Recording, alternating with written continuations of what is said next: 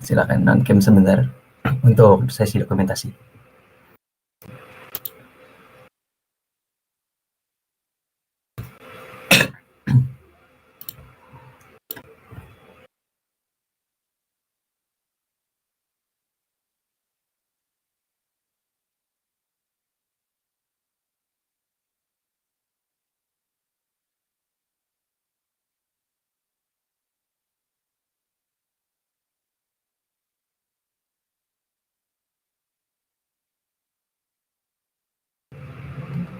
Oke, cukup ya.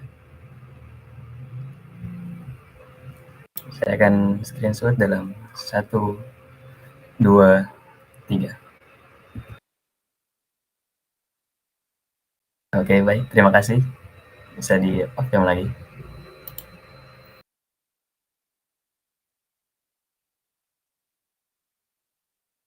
Oke, kita mulai saja. Bismillah.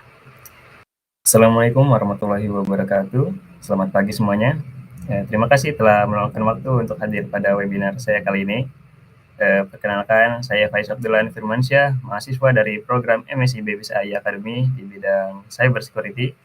Pada kesempatan kali ini, saya akan membahas tentang metodologi hacking aplikasi web. Berikut topik-topik yang akan kita bahas kali ini.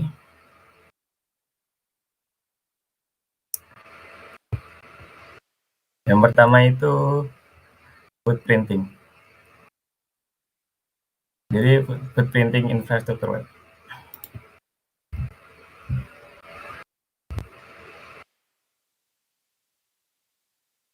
Oh ya, maaf ya. Lupa record. Sebentar.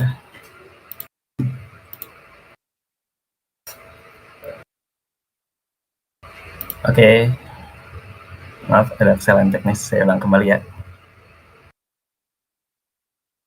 Assalamualaikum warahmatullahi wabarakatuh. Selamat pagi semuanya. Terima kasih telah meluangkan waktu untuk hadir pada webinar saya kali ini. Perkenalkan, saya Faiz Abdullah Firmansyah, mahasiswa dari program MSI BBSI Academy pada batch 7 di bidang cyber security. Pada kesempatan kali ini, saya akan membahas tentang metodologi hacking aplikasi web.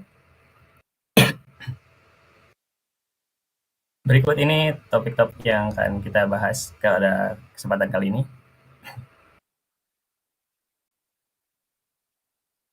Oke, jadi footprinting infrastruktur web ini merupakan tahapan dalam hacking aplikasi web.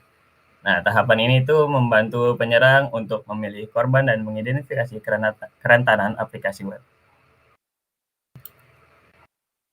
Nah, pada tahapan ini itu ada 4 hal umum yang biasa dilakukan. Yang pertama itu penemuan atau pencarian server yang biasa disebut itu server discovery. Lalu yang kedua, penemuan atau pencarian layanan yang biasa disebut service discovery. Lalu ada mengidentifikasi server atau yang biasa disebut server identification. Lalu ada penemuan atau pencarian konten tersembunyi atau yang biasa disebut hidden content discovery.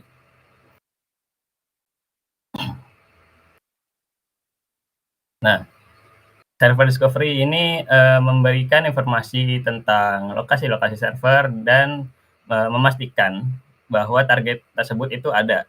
Nah, proses ini dilakukan dalam proses yang dilakukan dalam server discovery ini di antaranya itu whoislookup yang memberikan informasi IP address server web dan nama atau domain servernya. Tools yang biasa digunakan itu whois atau whois.net dan juga DNS-Stuff.net dan lain-lain lagi. Selanjutnya itu ada DNS interrogation, memberikan informasi IP address dan juga nama servernya. Tools yang biasa digunakan itu NSLOOKUP, DNS-Enum, DNS-Recon, dan lain-lain.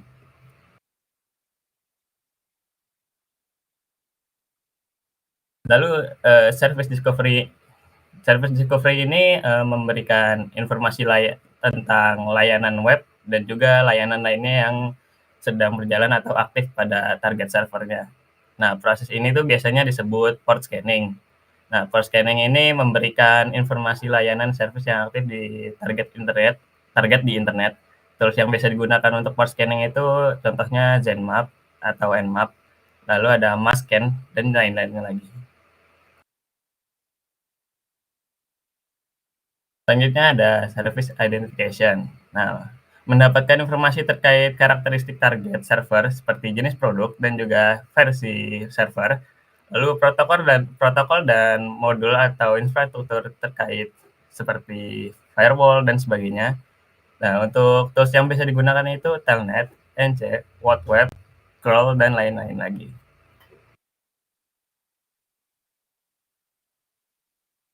Selanjutnya ada hidden content discovery. Jadi ini menemukan konten yang tersembunyi, atau yang tersembunyi yang tidak terlihat secara langsung. Jadi seperti backup file atau konfigurasi, yang sifatnya itu sensitif. Nah, proses yang dilakukan ini tuh disebut web spidering, dan untuk tools-nya itu bisa menggunakan Burpsuite, Dearbuster, Dirp, Opendoor, WaspZap, WebScarab, dan lain-lainnya lagi. Selanjutnya ada mengidentifikasi dan menyerang server web. Nah, jadi setelah mengidentifikasi server web, kita melakukan scanning atau, pemindaian untuk kerentanan-kerentanan yang telah diketahui. Lalu dengan menggunakan, web server vulnerability scanner seperti contohnya itu Nikto, Nmap, Nexus, dan sebagainya. Eee, Lalu serangan yang dilakukan pada pada server web itu bisa berupa brute force atau penyerangan kerentanan server web yang lain lagi.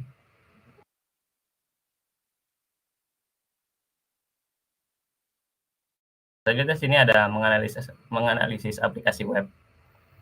Jadi menganalisis, aplikasi web ini menganalisis fungsionalitas dan juga teknologi aplikasi web untuk mengidentifikasikan, permukaan serangan yang terekspos. Yang pertama itu ada mengidentifikasi titik masuk untuk input pengguna, jadi ini melakukan tinjauan permintaan HTTP yang dihasilkan untuk mengidentifikasi titik masuk input pengguna. Lalu mengidentifikasi teknologi sisi server, ini tuh fingerprint teknologi yang aktif seperti menggunakan berbagai teknik fingerprint seperti HTTP fingerprinting. Lalu ada mengidentifikasi fungsionalitas sisi server, mengamati aplikasi yang diungkapkan kepada klien untuk mengidentifikasi struktur dan juga fungsionalitas di sisi server. Lalu ada memetakan permukaan serangan, mengidentifikasi berbagai permukaan serangan yang ditemukan oleh aplikasi dan kerentanan terkait masing-masingnya. Nah, di sini yang pertama itu ada mengidentifikasi titik masuk input pengguna. Jadi, eee, memeriksa URL, HTTP header, parameter string, query, data post, dan cookie untuk menentukan semua field input pengguna. Nah, terus mengidentifikasi parameter HTTP header yang dapat diproses oleh aplikasi sebagai input pengguna, seperti contohnya itu user agent, lalu referrer, accept language, dan juga host headers. Lalu menentukan teknik penyandian URL dan tindakan enkripsi lainnya yang diterapkan untuk mengamankan lalu lintas seperti SSL. Nah, dalam proses ini tools yang biasa digunakan itu, Curl, Burpsuite, WaspZap, dan WebScale. Selanjutnya ini ada mengidentifikasi teknologi sisi server. Melakukan sidik jari server yang terperinci, menganalisis header HTTP dan kode sumber HTML untuk mengidentifikasi teknologi sisi server, lalu memeriksa URL untuk ekstensi file, direktori, dan informasi identifikasi lainnya. Lalu ada memeriksa pesan pada halaman kesalahan atau error page. Lalu ada memeriksa token sesi atau session token. Lalu dalam proses ini tuh, biasa digunakan tools yang biasa digunakan itu kalau Burpsuite dan sebagainya.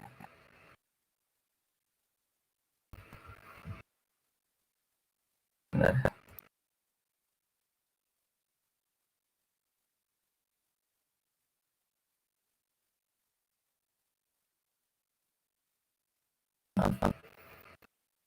Oke. Selanjutnya ada mengidentifikasi fungsionalitas di server, seperti memeriksa sumber halaman, URL, dan menebak atau membuat perkiraan untuk menemukan struktur internal dan fungsionalitas aplikasi web. Nah, pada gambar ini dapat dikatakan dan itu merupakan SSL-nya. Lalu ini ASPX ini merupakan ASPX platformnya. Lalu Stardate dan juga Show by Name ini merupakan database kolom yang ada back. Lalu memetakan permukaan serangan. Nah, pada gambar ini terdapat dua kolom, yang dimana kalau pertama ini terdapat informasi. Lalu di sini ada kolom kedua ini attack atau serangan yang bisa terjadi berdasarkan informasi ini.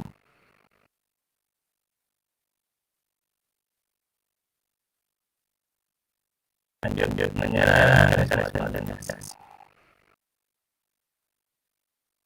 Jadi penyerang itu bisa mengeksploitasi kelemahan desain dan implementasi dalam aplikasi web, seperti kegagalan memeriksa autentifikasi atau transportasi identitas yang aman untuk melewati autentikasi. Contoh serangannya itu di internet manipulation, password attack, session attack, dan juga exploitation. Nah, untuk manipulation ini jadi kesalahan yang menyatakan bagaimana dari pengguna user CRM dan yang salah pengguna aplikasi menggunakan metode trial and error. Ada beberapa aplikasi dan otomatis menghasilkan nama akun pengguna berdasarkan urutan di contohnya itu user 1, user 2, dan lain-lain. Dan penyerang itu bisa menentukan dan menemukan nama pengguna yang valid. Sebagai contoh ini nama pengguna dari pesan kesalahan kepuasan gagal jika aplikasi menerapkan kebijakan pengujian akun, yaitu mengunci akun setelah sejumlah upaya login yang gagal.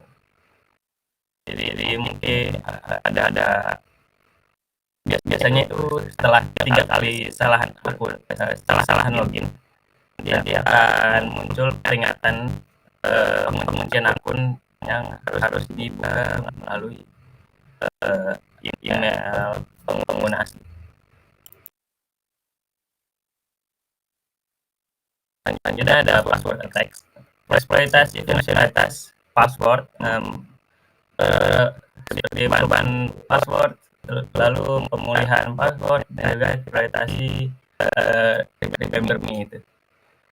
Lalu menebak password seperti menyediakan password list. Jadi penyerang itu membuat daftar password yang umumnya itu digunakan sebagai kata sandi pengguna, seperti contohnya misal admin atau password. Lalu ada password dictionary. Jadi penyerang itu membuat kamus password dengan menggunakan tool untuk menghasilkan daftar atau kamus password. Lalu ada brute forcing, yaitu penyerang melakukan crack login password dengan mencoba sejumlah nilai yang mungkin dari kombinasi alfabet, numerik, dan karakter spesial. Tools yang biasa digunakan itu Hydra, Burpsuite, Patator, atau Brutus.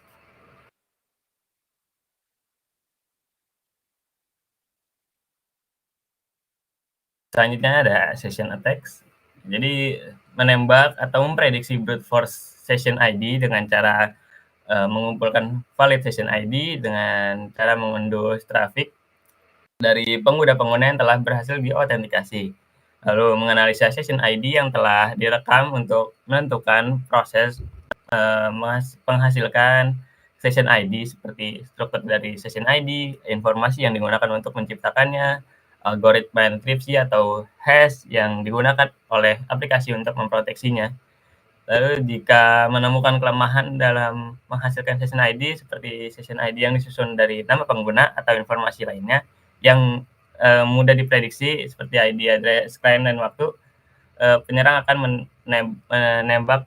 menebak valid session ID-nya. Selanjutnya ada cookie exploitation. Nah, di sini pertama itu cookie poisoning. Jadi jika cookie mengandung password atau session ID, penyerang itu dapat mencuri cookie dengan teknik injeksi, script injection atau, menguping ini. Lalu penyerang itu kemudian akan memainkan ulang password-nya atau session ID yang sama atau yang sudah diubah untuk melewati autentikasi aplikasi web. Nah, penyerang itu dapat menangkap cookie menggunakan tool OAuth Zap, Burp Suite, dan lain-lain. Selanjutnya ada menyerang skema otorisasi. Nah, jadi penyerang itu, memanipulasi permintaan HTTP untuk menumbangkan skema otorisasi, aplikasi dengan memodifikasi bidang input yang berhubungan dengan ID pengguna. Nah, nama pengguna, grup akses, nama file, dan mengidentifikasi file lain. Nah, penyerang itu pertama-tama mengakses aplikasi web menggunakan akun dengan hak istimewa rendah dan kemudian meningkatkan hak istimewa untuk mengakses sumber daya yang dilindunginya.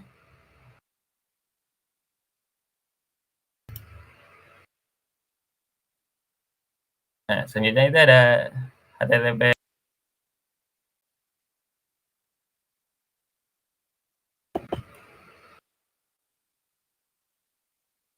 Maaf, saya nggak bisa reconnect. Selanjutnya ada HTTP request tampering, untuk query string tampering. Jika string query terlihat di address bar browser, penyerang dapat dengan mudah itu mengubah parameter string untuk melewati mekanisme otorisasinya. Lalu penyerang itu dapat menggunakan tools seperti Burpsuite untuk melakukan scan aplikasi web untuk menemukan parameter query string seperti post ataupun get.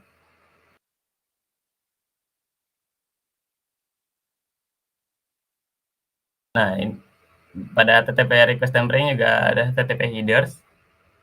Jadi jika aplikasi menggunakan header rujukan refer header untuk membuat keputusan kontrol akses, penyerang itu dapat memodifikasinya untuk mengakses fungsionalitas aplikasi yang dilindungi.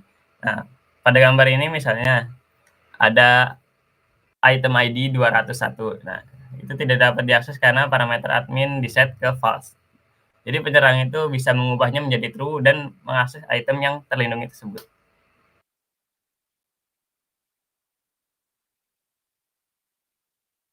Ada cookie parameter tampering. Jadi pada langkah pertama, penyerang itu mengumpulkan beberapa cookie yang diset oleh aplikasi web dan menganalisisnya untuk menentukan mekanisme pembuatan cookie.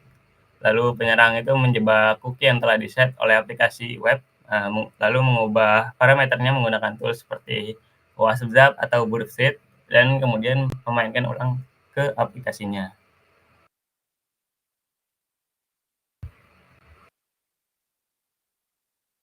Selanjutnya ada menyerang mekanisme manajemen sesi. Nah, pada tahap ini tuh penyerang itu merusak mekanisme manajemen sesi aplikasi untuk melewati kontrol autentikasi dan menyamar sebagai pengguna aplikasi yang berwenang. Nah, contoh, di sini ada contoh gambar yang merupakan contoh encoding yang lemah.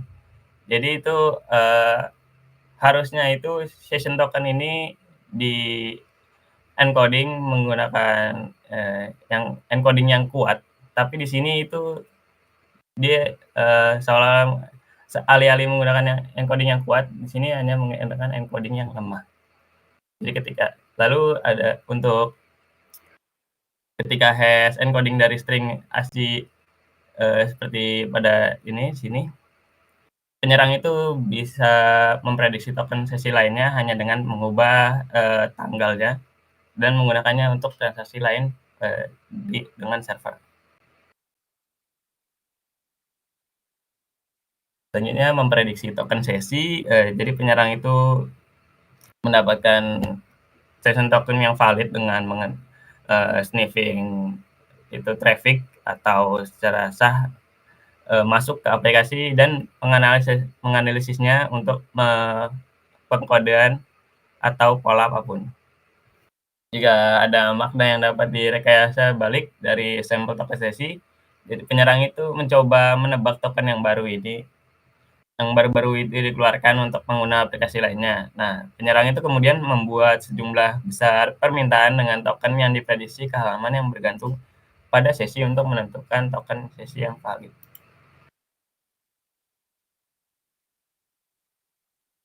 Selanjutnya itu penyerang, bisa mengendus lalu lintas aplikasi menggunakan alat sniffing seperti Wireshark atau proksi pencegat seperti Burpsuite.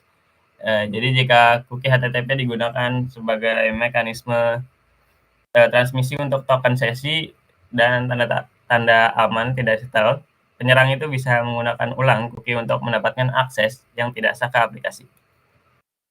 Jadi penyerang itu dapat menggunakan cookie sesi untuk melakukan pembajakan sesi, penggunaan ulang sesi, dan serangan man in the middle. Nah, berikut ini, contoh penggunaan tools Wireshark untuk sniffing session token. Kalau ini, contoh penggunaan tools Burpsuite. Benar.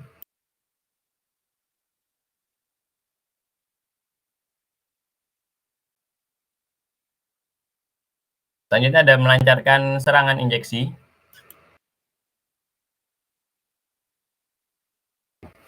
Nah, dalam serangan injeksi ini penyerang itu memasuk input berbahaya yang dibuat secara sintaksis, benar sesuai dengan interpreter yang digunakan untuk merusak tujuan normal aplikasi.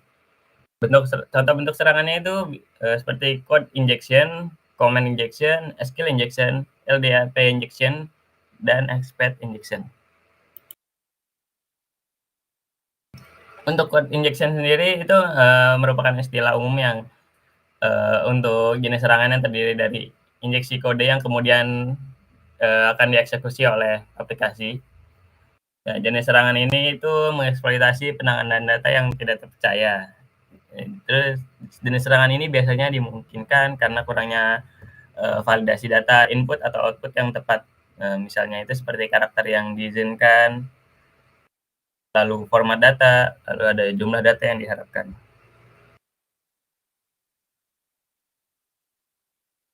Selanjutnya ada command injection. Nah, command injection ini, merupakan serangan yang di mana tujuannya itu adalah untuk mengeksekusi perintah sewenang-wenang pada sistem operasi host melalui aplikasi yang rentan.